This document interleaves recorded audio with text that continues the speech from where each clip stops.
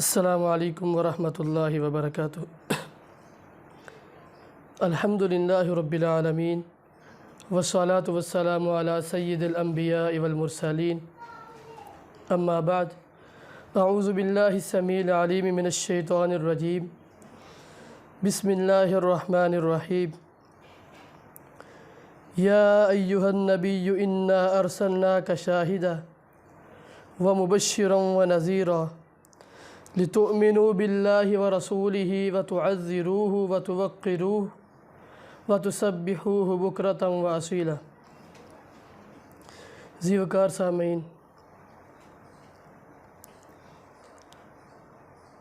رسول رحمت صلی اللہ علیہ وسلم کی جو شان ہے، یقیناً کوئی مسلمان اس سے ناواقف نہیں ہے، لیکن بنیادی طور پر یہ بات ذکر کروں گا کہ کوئی بھی شخص، چاہے وہ مسلمان ہے یا سرے سے ہی کافر ہو، کسی مسلمان معاشرے میں رہتا ہو یا کسی غیر مسلم معاشرے میں رہتا ہو، یا کوئی ذمی ہمارے ملک میں رہے، کوئی عیسائی ہو یا یہودی ہو، کسی بھی انسان کو کسی طرح کا یہ حق نہیں ہے کہ وہ کسی بھی طرح سے ہمارے پیغمبر صلی اللہ علیہ وسلم کو تکلیف دے۔ رسول رحمت صلی اللہ علیہ وسلم کو بھیجنے کا جو مقصد اللہ نے بیان کیا، لِتُؤْمِنُوا بِاللَّهِ وَرَسُولِهِ وَتُعَزِّرُوهُ وَتُوَقِّرُوهُ، فرمایا یہ پیغمبر اس لیے بھیجا ہے کہ اللہ اور اس کے رسول پر تم ایمان رکھو، اور اس کے ساتھ ساتھ وَتُعَزِّرُوهُ، کوئی آپ کی بات ایسی نہ ہو، کوئی آپ کا عمل، کوئی آپ کا ایک قول بھی ایسا نہ ہو، کوئی آپ کے مال سے، آپ کی جان سے، آپ کے معاشرے سے، آپ کی عادات سے کسی بھی طرح سے ہمارے پیغمبر کو تکلیف نہ پہنچے۔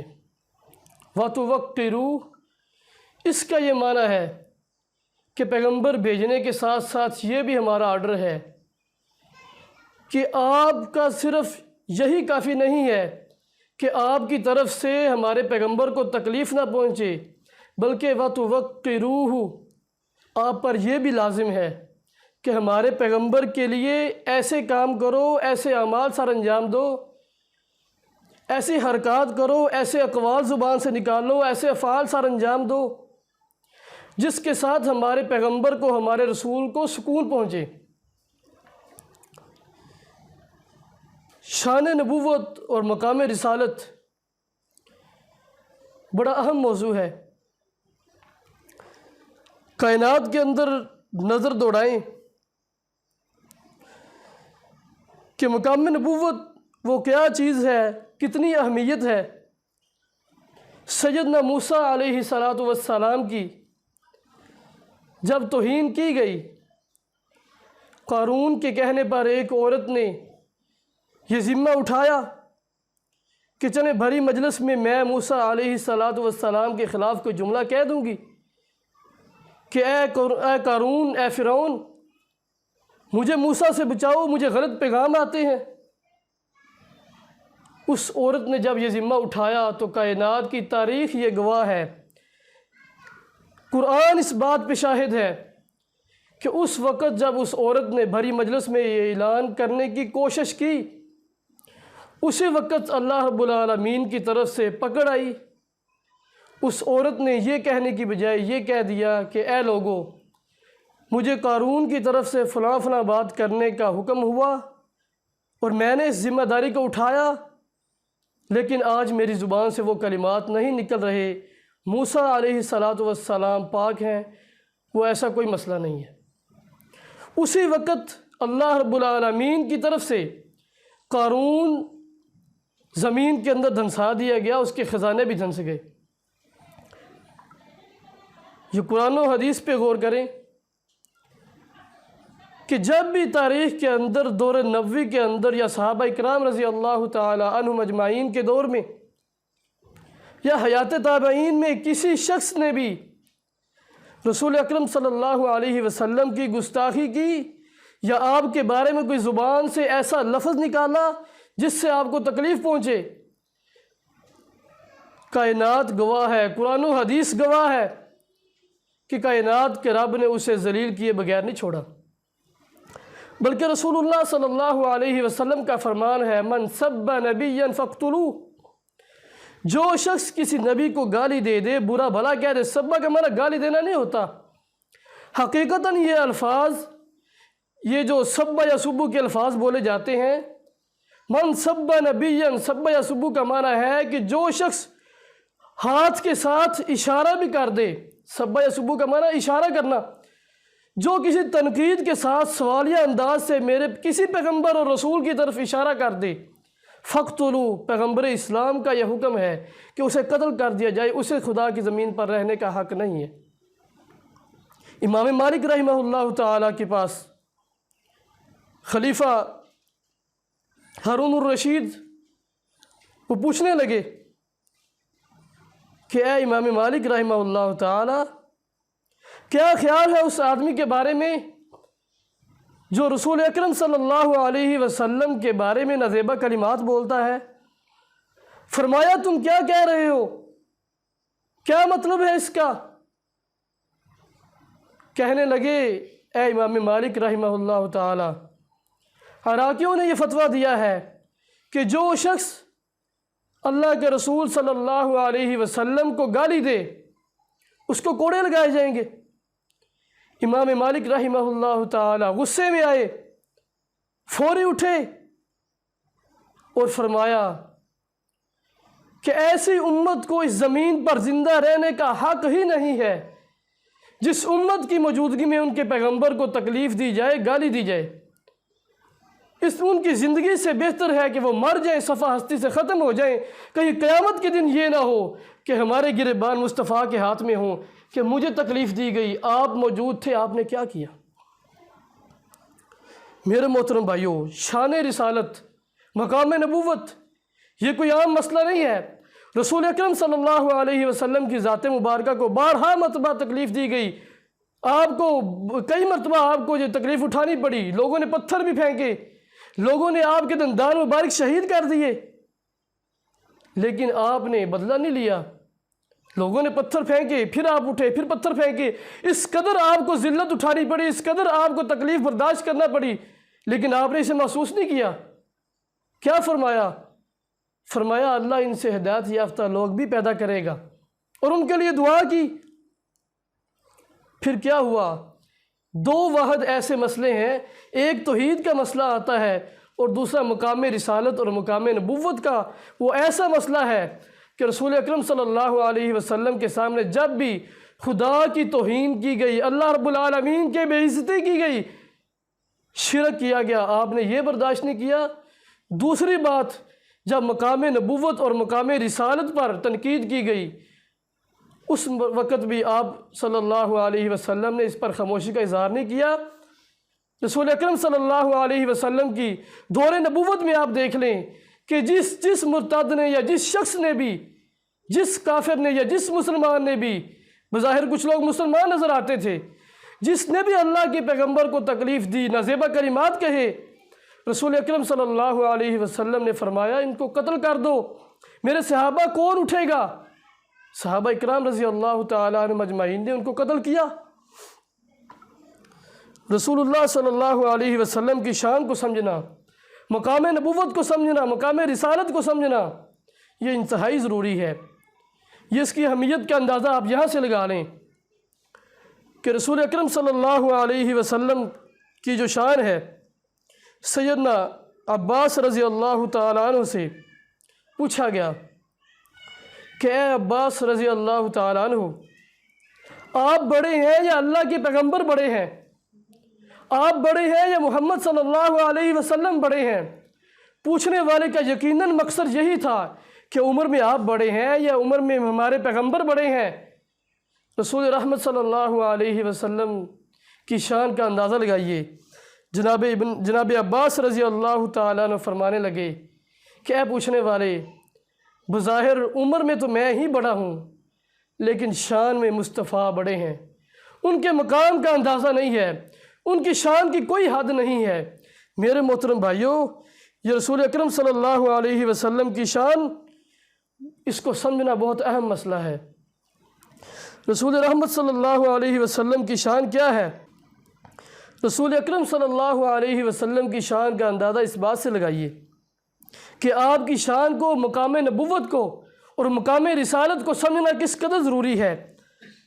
رسول رحمت صلی اللہ علیہ وسلم کی شان میں کمی کرنا قرآن مجید سے، تورات سے، انجیل سے اور احادیث مبارکہ سے یہ بات واضح ہوتی ہے کہ رسول اکرم صلی اللہ علیہ وسلم کی شان کو کم کرنا یہ کفر ہے، اور رسول اکرم صلی اللہ علیہ وسلم کو، آپ کی شان کو اس قدر بڑھانا بھی یہ ضلالت اور گمراہی ہے۔ کفار سے آپ کو یہ خدشہ تھا، اور رسول اکرم صلی اللہ علیہ وسلم کے مبارک زمانے میں کفار نے آپ کو تکلیفیں دی، آپ کی شان کو کم کرنے کی کوشش کی، کفر کیا۔ رسول اکرم صلی اللہ علیہ وسلم کی شان کو کم کر کے جب انہوں نے کفر کیا تو اللہ کے پیغمبر نے قتل کرنے کا حکم دیا۔ اور دوسری طرف جب دیکھا جائے تو آج کی اس امت مسلمہ سے رسول اکرم صلی اللہ علیہ وسلم کو جو خدشہ تھا وہ اس بات کا تھا کہ یہ امت اپنے پیغمبر کی شان کو اس طرح سے بڑھا دے گی جیسا کہ عیسائیوں نے عیسیٰ علیہ السلام کی شان کو بڑھایا۔ آپ غور سے سمجھیں کہ جس شخص کی شان کو کم کرنا کفر ہو اور بڑھانا انسان کے لیے ضلالت اور گمراہی ہو، اس شخصیت کی، اس ذات کی شان اور مقام کو سمجھنا کس قدر ضروری ہوگا کہ نہ تو انسان شان میں اضافہ کرے، اپنی طرف سے بڑھائے، اور نہ انسان اس کی شان کو کم کرے۔ وہ کیسے ہوگا؟ یہ تب ہی ہوگا جب انسان آپ کی شان سے واقفیت حاصل کرے گا، شان کو سمجھے گا۔ رسول اکرم صلی اللہ علیہ وسلم کی شان میں گستاخی، یہ تو بہت بڑی بات ہے۔ رسول اکرم صلی اللہ علیہ وسلم، آپ نے ایک دن دیکھا کہ ایک صحابی رضی اللہ تعالی عنہ یہ کہہ رہے تھے کہ ہمارے پیغمبر صلی اللہ علیہ وسلم یونس علیہ السلام سے افضل ہیں۔ دیکھنے کی بات ہے اور سوچنے کا مقام ہے کہ صحابی رسول نے کوئی غلط بات نہیں کی، واقعی قرآن مجید کا یہ فیصلہ ہے کہ تِلْكَ الرُّسُلُ فَضَّلْنَا بَعْضَهُمْ عَلَى بَعْضٍ مِنْهُمْ مَنْ كَلَّمَ اللَّهُ وَرَفَعَ بَعْضَهُمْ دَرَجَاتٍ۔ اللہ نے بعض انبیاء کو بعض پر فضیلت دے رکھی ہے، اور یہ متفقہ اصول ہے، اور یہ ہمارا عقیدہ ہے کہ ہمارے پیغمبر صلی اللہ علیہ وسلم تمام انبیاء سے افضل ہیں۔ اس کے باوجود آپ کے کانوں میں صحابی کے یہ الفاظ پڑے کہ ہمارے پیغمبر یونس علیہ السلام سے افضل ہیں۔ پھر آپ نے اس بات کو برداشت نہیں کیا۔ رسول اکرم صلی اللہ علیہ وسلم نے فرمایا کہ اے میری شان کو بیان کرنے والے، اے میرے صحابی، میری شان کو کسی نبی کے ساتھ تولا نہ کرو، کسی نبی کے ساتھ میرا تقابل مت کرو۔ رسول اکرم صلی اللہ علیہ وسلم نے فرمایا مجھے افضل نہ کہو۔ عاجزی اور انکساری کی یہ حد تھی کہ آپ نے فرمایا مجھے افضل نہ کہو۔ کیوں؟ یہ مقام نبوت کو پہچانیے۔ کیا اللہ کے پیغمبر، کیا اللہ کے رسول یونس علیہ السلام سے افضل نہیں ہے؟ کیا عیسیٰ علیہ السلام سے افضل نہیں ہے؟ کیا موسیٰ علیہ السلام کی شان ہمارے پیغمبر سے زیادہ ہے؟ یقیناً ایسی بات نہیں ہے۔ لیکن آپ نے منع کیوں کیا؟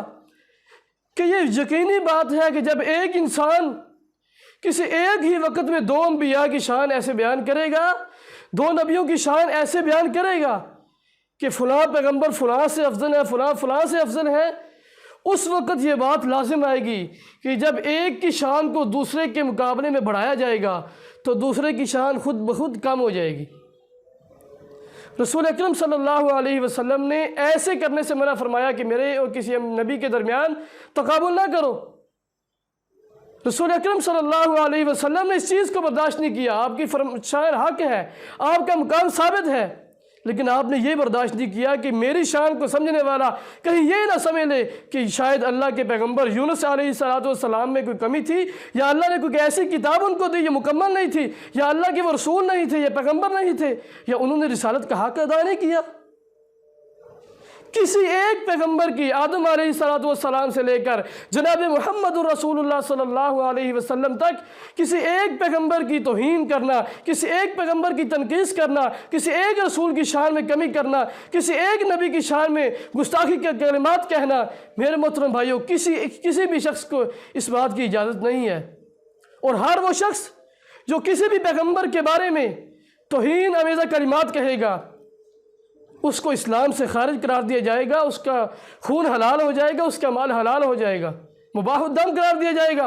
اور باقاعدہ اس کے اوپر امام ابن تیمیہ رحمہ اللہ تعالی نے ایک کتاب لکھی ہے، الصارم المسلول علی شاتم الرسول۔ اس کتاب کا مطالعہ کیجئے۔ رسول اکرم صلی اللہ علیہ وسلم نے ایک صحابی کو اپنے ایک عصا دیا، صحابہ اکرام رضی اللہ تعالیٰ عنہ تعجب سے دیکھنے لگے۔ حقیقت میں وہ عصا آپ نے انعام دیا تھا، اس کی وجہ کیا تھی کہ انہوں نے ایک گستاخ رسول کو قتل کیا تھا، اس کو جہنم رسید کیا تھا۔ رسول اکرم صلی اللہ علیہ وسلم کے پاس جب آگے آپ کو خبر دی عبداللہ بن انیس رضی اللہ تعالیٰ عنہ نے کہ اللہ کے پیغمبر فلاں گستاخ کو میں آج قتل کر کے جہنم کے اندر گرا آیا ہوں، جہنم رسید کر دیا ہے، اللہ کے پیغمبر کو اس قدر خوشی ہوئی کہ آپ کے ہاتھ میں لاٹھی تھی، آپ نے وہ لاٹھی اس صحابی عبداللہ بن انیس رضی اللہ تعالیٰ عنہ کو تحفہ کے طور پر دے دی۔ صحابہ نے پوچھا، اے عبداللہ بن انیس، آپ نے یہ لاٹھی ہی دی ہے کہ ہمارے پیغمبر نے کوئی اور چیز تو نہیں دی؟ فرمایا اللہ کے پیغمبر نے صرف لاٹھی دی۔ فرمایا کیا کرو گے؟ کہا یہ تو مجھے بھی نہیں پتا کہ میں نے اسے کیا کرنا ہے، چلے اللہ کے پیغمبر سے پوچھتے ہیں۔ رسول رحمت صلی اللہ علیہ وسلم کے پاس آئے، پوچھا یہ لاٹھی کس لیے ہے، کس کام آئے گی؟ قربان جائیے رسول رحمت صلی اللہ علیہ وسلم نے اس گستاخ رسول کو قتل کرنے والی صحابی کو جو شان دی ہے کسی اور صحابی کو وہ مقام حاصل نہیں ہے۔ آپ نے فرمایا یہ لاٹھی آپ کو گفٹ دی ہے، یہ لاٹھی قیامت کے دن تمام انسانیت دو قدموں پہ اوپر چلتی ہوئی میرے پاس آئے گی، میرے امتی تمام دو ٹانگوں پہ چلتے ہوئے آئیں گے۔ یہ تو میرا ایسا امتی ہے، تو میرا ایسا صحابی ہے، جب تو میرے پاس آئے گا تیرے ہاتھ میں لاٹھی ہوگی، میں دور سے پہچان جاؤں گا کہ فلاں شخص میرا امتی آ رہا ہے، فلاں میرا صحابی آ رہا ہے، یہ فلاں عظیم انسان ہے جس نے میرے ایک گستاخ کو قتل کیا تھا۔ میرے محترم بھائیوں، رسول رحمت صلی اللہ علیہ وسلم کی شان میں نازیبہ کلمات کہنا یہ کوئی عام جرم نہیں ہے، اس کی سزا قتل کے علاوہ کچھ نہیں۔ چاہے وہ انسان توبہ بھی کر لے، قتل جیسا گناہ ہو جاتا ہے، انسان توبہ کر لیتا ہے، مرتد ہو جائے، اسلام سے خارج ہو جاتا ہے، پھر توبہ کی مہلت ہوتی ہے، انسان پھر توبہ کر سکتا ہے، لیکن گستاخی نبی کی ایک سزا سرطن سے جدا۔ گستاخی نبی کے لیے کوئی دوسرا آپشن نہیں کہ اس کے لیے توبہ کی مہلت دی جائے، توبہ کر بھی لے تو وہ توبہ کا معاملہ اللہ کے لیے ہے، وہ اللہ سے توبہ کا انجام لے گا۔ لیکن بات یہ ہے جس شخص نے گستاخی رسول کی، اللہ کے پیغمبر کی گستاخی کی، توہین رسالت کی، مقام نبوت کی تنقیص کی، ہر ایسے آدمی کو چاہے وہ توبہ کر لے قتل کیا جائے گا، اس کے انجام تک پہنچایا جائے گا۔ اس پر باقاعدہ علماء کے فتاوی ہے، باقاعدہ صحابہ کرام رضی اللہ تعالیٰ عنہ مجمعین کی سیرت سے یہ چیزیں ملتی ہیں۔ تاریخ کے اندر کوئی ایسی چیز دکھاؤ کہ سابقہ انبیاء میں سے کسی نبی کی توہین کی ہو تو اللہ نے اس کو ذلیل نہ کیا ہو، اس ویسے چھوڑ دیا ہو، یا رسول رحمت صلی اللہ علیہ وسلم کے زمانے میں آپ کی شان میں تنقیص کی جائے، شان رسالت میں بکواس کی جائے، آپ نے ایسے آدمی کو چھوڑ دیا ہو، یقیناً ایسی بات نہیں ہے۔ رسول رحمت صلی اللہ علیہ وسلم نے تبھی سکون محسوس کیا تھا جب آپ کو یہ خبر ملتی تھی کہ آج فلاں گستاخ رسول کو ہم نے قتل کر دیا ہے۔ میرے محترم بھائیوں، گستاخ رسول اس کی صرف ایک سزا ہے کہ اس کا سر تن سے جدا کر دیا جائے۔ یہ گستاخی رسول اتنا اہم مسئلہ ہے کہ کوئی انسان، کوئی مسلمان جس کے پاس کم سے کم ایمان موجود ہو وہ اپنے پیغمبر کی توہین برداشت نہیں کرے گا۔ رسول اکرم صلی اللہ علیہ وسلم کی گستاخی اور توہین کرنا یہ اس قدر اہم مسئلہ ہے کہ ایک عام سنی مسلمان بھی اس چیز کو برداشت نہیں کرتا۔ پھر ہمیں کہا جاتا ہے کہ امن سے بیٹھو۔ میرے محترم بھائیوں، جب اس ملک کے اندر قانون نہیں بنے گا، جب ہمیں اس بات کا پتہ چلے گا کہ گستاخ رسول نکل جائے گا، اس کو یہ ویزے دے دیے جائیں گے، ملک سے نکال دیا جائے گا، اس کو کوئی نہیں پوچھے گا، پھر عوام کیا کرے گی؟ جو اپنے نبی سے سچی محبت کرتے ہیں، پھر وہ کیا کریں گے؟ قانون کو اپنے ہاتھ میں لیں گے، کچھ تو کریں گے۔ رسول رحمت صلی اللہ علیہ وسلم کی شان میں گستاخی کرنا بالکل یہ کفر ہے، اور اس کا ایک ہی علاج ہے کہ ان کا سر تن سے جدا کر دیا جائے۔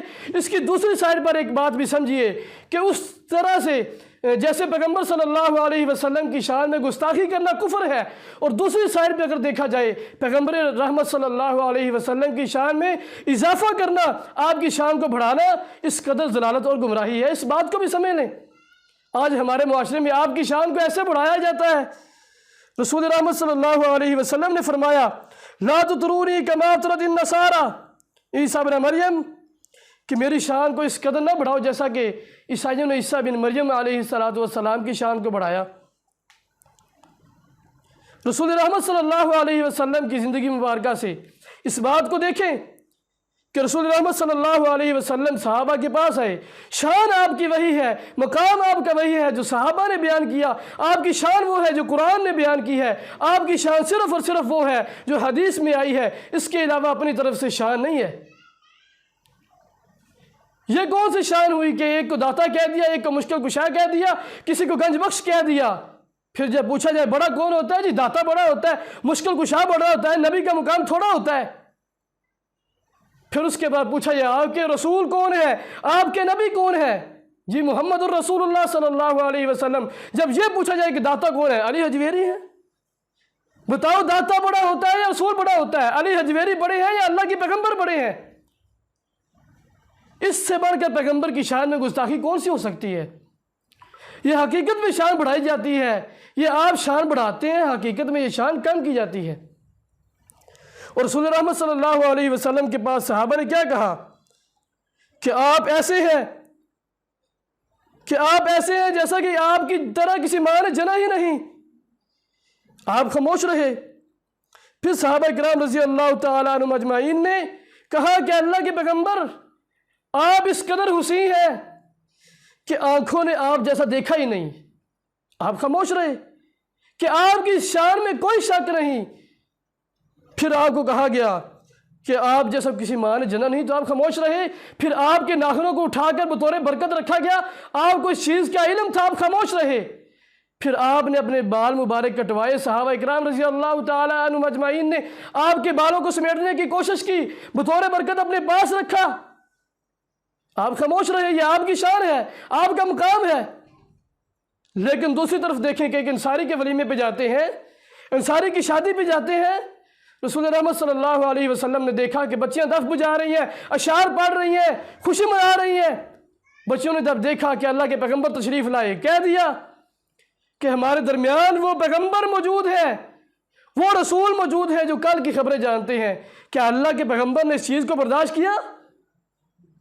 چونکہ یہ شان اللہ کے پیغمبر کی نہیں ہے، فرمایا بچیوں میری شان وہی ہے، یہ شان تو میرے رب کی ہے، یہ شان آپ کے مصطفیٰ کی نہیں ہے۔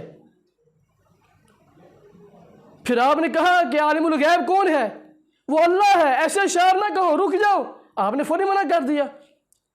آپ کی شان کو بڑھانا جس قدر کفر ہے، اسی طرح جس طرح سے آپ کی شان کو کم کرنا کفر ہے، بالکل اسی طرح سے آپ کی شان کو بڑھانا ضلالت اور گمراہی ہے۔ جب تک ہم زندہ رہیں گے، یہ اہل الحدیث کا ایک فرزند بھی زندہ رہا، نہ ہم آپ کی شان کو کم کرنے دیں گے، نہ آپ کی شان کو بڑھانے دیں گے۔ آپ کی شان وہی بیان ہوگی جو قرآن و سنت میں موجود ہے، آپ کی شان وہی بیان ہوگی جو کائنات کے رب نے بیان کی ہے۔ وآخر دعوانا الحمد للہ رب العالمین۔